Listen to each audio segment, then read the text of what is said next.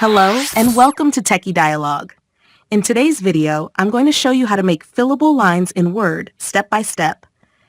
If you find this guide useful, don't forget to subscribe to the channel for more helpful tutorials. Step 1. First, decide where you want the fillable line to appear. For example, let's say you want to add a line where someone can fill in their name. Once you've decided on the location, place your cursor in that spot. Step 2. Next, go to the top of your Word document and click on the Insert tab. Then select Table and insert a 1x1 table. It's just a single cell, and you'll see it appear on your document. Step 3. After the table appears, you can adjust its size. Click and hold the small square at the bottom right corner of the table, then drag to make it smaller or larger, depending on your needs. Step 4. Now, with the table still selected, make sure you're in the Table Design tab. On the right-hand side, click on the Borders drop-down arrow.